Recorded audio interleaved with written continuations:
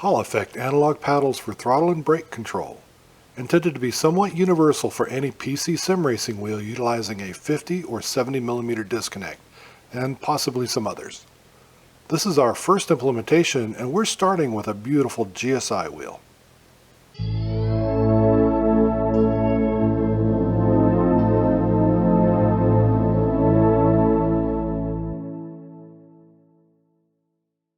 This is something we're hoping to have out in 2026. These are going to be, right now, we refer to them as our universal paddles. They're intended to be used on PC, and they'll use a third-party controller like a DSD or Bodner or any other Bluetooth device to control the gas and the brake. They are intended to be mounted on any wheel that has a more or less flat backside. This particular wheel, by the way, this was sent to me by a customer several months ago. Beautiful GSI, what is it? Hyper P1, beautiful wheel. So thanks to that customer for sending this over. The reason we took this project on is because the backside of this wheel is pretty typical with a lot of the direct drive wheels similar to it. It did have more restrictions, the cord coming out the back. It was a pretty tight fit, knew it was going to be a tight fit. So it helped me design these paddles for that very tight fit. Also too, we've got shift paddles, and the paddles on the top are selector. They're on-off switches right now. The customer should be able to get the GSI analog paddles, clutch paddles, and put the clutch paddles on top. So he'll have gas and brake, shifting, and then the factory GSI bite point clutch paddle should mount on top. Have yet to be confirmed that, but it should work. So let's go ahead and let's take a look at some of the features. So to start off with is the box on the top. This is kind of a retrofit box. This may change in the future.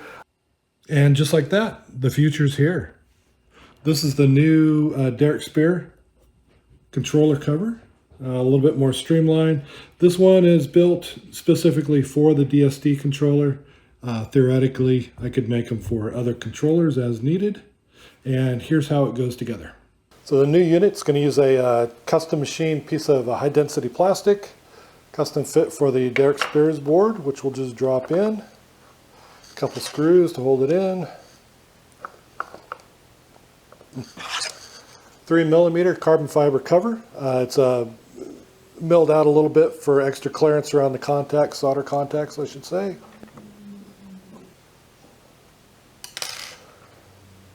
And this carbon fiber part here is to help hold the USB cable in. So when it is plugged in properly, you can put a tie wrap around here for extra USB cable support. And then the entire box goes onto a mount. And it'll attach like that. It has some adjustability, but that'll be the new mount. Right now we've got a DSD controller in here. It's a DSD 12-bit controller, Derek Spear. It should accommodate Bodner or any other controller of your preference. All right, so I've removed the cord so it's a little easier to see. For the brake mechanism, we're using a rubber-assisted brake. Pretty much, in fact, I believe every single SimAbility product ever made has some sort of rubber spring built into it. So that'll help give it, we call it a load cell feel. It is not a load cell brake. We may look at that again. For the throttle, I have added something new and something I've been wanting to do for a long time. It is a variable spring tension. So if you loosen this screw here, you can actually rotate this cam and it adds spring tension. So it's difficult to demonstrate, but that is a stiffer tension than when I had it turned that way. So anyways, variable spring tension on the gas, which I think is going to be a big plus. So a little closer look with it disassembled, obviously. So our Hall effect sensors are 3 wires, sense, plus and minus voltage. So it should work with any third-party controller board. Should work fine with that. May even work with some of the wheels internally. Can't be sure. But for the, well, for this one, like I mentioned, we have a Derek Spears USB 12-bit controller that's driving this one. And this, by the way, right now we've got a mount that allows it to go behind a disconnect or a spacer. And this one is a 70 millimeter 6.7 spacer. If you had a 50 millimeter spacer or disconnect, we would just make a different plate for that. And also too, when you go to mount, this matches up with our... allow me to interrupt myself while I'm trying to figure out what I'm saying. There's something important that I forgot to show. So let me set you down over here. I forgot to mention that the gas and brake are actually separate modules. I just happen to have them mounted to a plate. It's a 70 millimeter plate. It could be a 50 millimeter plate, or it could be anything else a DIYer comes up with. But the separate modules themselves make them a little more adaptable to different products.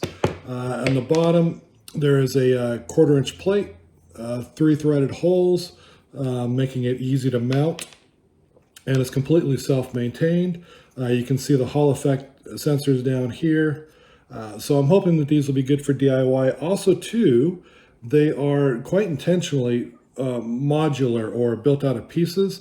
So this could be rotated. We could fairly easily switch from left-hand brake to right-hand brake, change out different parts to change dimensions. But the idea is to make this basic module flexible to fit a lot of different applications. I completely forgot to mention that, and I have covered it now. Thank you.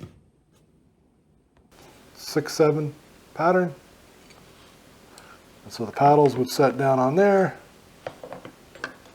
Spacer would go in, and the screws would go down and clamp everything into place.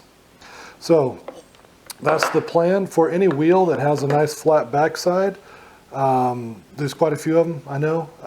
Some that won't work. Thrustmaster, Logitech, I doubt those would work. Acertech also has a different type of backside of the wheel. But it'll take some time to figure out which wheels this will work on and which ones it won't work on. Going back to the brake, you can get a little bit better picture of the brake rubber we have in here. These rubbers can be changed out. There's kind of a preload spring in there as well, and then you're on the brake rubber. So it gives you some adjustability there. The angle is adjustable. The on-stop is hard set, so we no longer have an adjustable on-stop. That's one disadvantage with the Hall effect, is that you need it to stop in the same place all the time. If you start changing that adjustment, you'll mess with the Hall effect calibration or resolution, I should say. And that's about it. So hopefully in 2026, you'll start to see this become available. It takes months to develop, test. It's going to take a long time to find out which wheels it'll work with, which ones it won't work with, which ones it'll mount to and not mount to, and what type of adapters we need to come up with. As far as the controlling the gas and brake is fairly straightforward. Any third-party controller can do that. The downside is it's no longer console compatible. So this is targeted at PC users, which is a pretty large part of the market, I know, especially DIYers and such. So if you're building your own DIY wheel, this would be a really good candidate, relatively easy to build into your new wheel. And I think that covers it. So new universal paddles from SimAbility, hopefully sometime in 2026.